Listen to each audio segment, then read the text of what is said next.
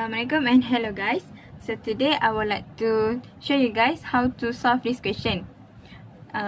Question number 1. The question is, a product has a fixed cost of 1650 and a variable cost of 35 for each item produced during a given month. Question A. Write the equation that represents total cost. So basically, first we got general equation, which is total cost equal to variable cost times quantity plus fixed cost. Okay, so we can conclude that total cost equal to 35 times quantity plus 1650. Next, for question B, what will it cost to produce 215 items during the month? So based on the equation that we got from question A, the answer is total cost equal to 35 times 215 plus 1650. So the answer is 9175. Okay, for question 2, a traveller just returned from Europe spent $30 a day for housing in England, $20 a day in France, and $20 a day in Spain. For food, the traveller spent $20 a day in England, $30 a day in France, and $20 a day in Spain. The traveller spent $10 a day in each country for incidental expenses. The traveller's record of the trip indicate a total of $340 spent for housing, $320 for food, and $140 for incidental expenses while travelling in these countries. Calculate the number of days the traveller spent in each of the countries, or show that the records must be incorrect because the amounts spent are incompatible with each other. Okay, from the question, we convert the into the table, and then we let x1 as England, x2 as France, and x3 as Spain. Then we will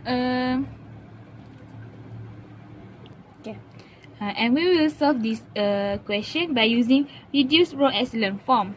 Okay, from here we will multiply all rows with 1/10, and we will get this. And then after we got this, we will multiply 1/3 to R1. And then after that, for row 3, we will R3 minus 2R1, and then we will get this. And then for R1, we will do R1 minus R3 and get this.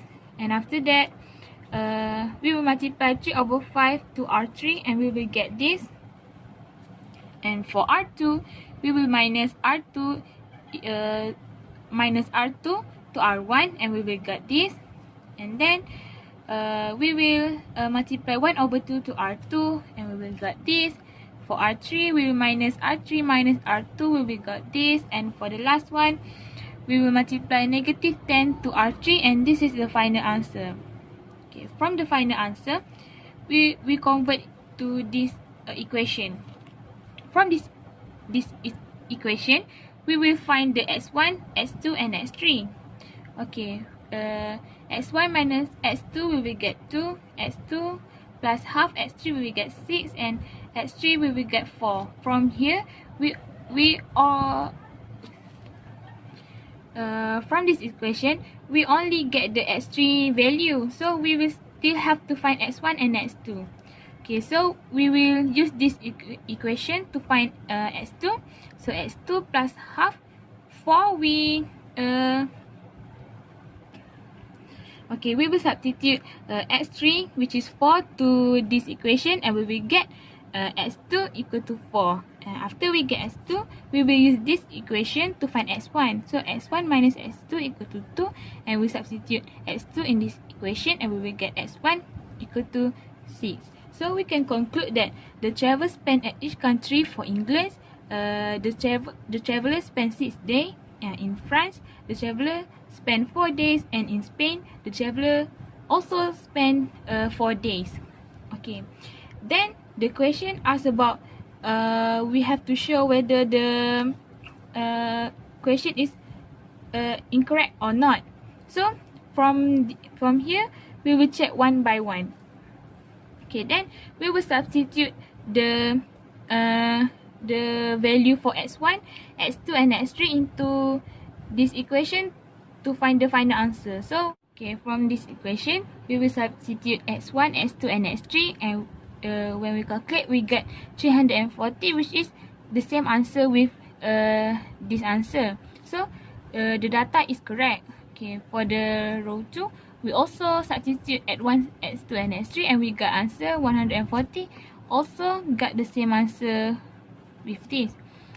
And the third row, we substitute and got 320 and also got the same answer. So all the data is correct. So we can conclude that the number of days the travelers spend in each of the countries is correct because the amounts spent are compatible with each other.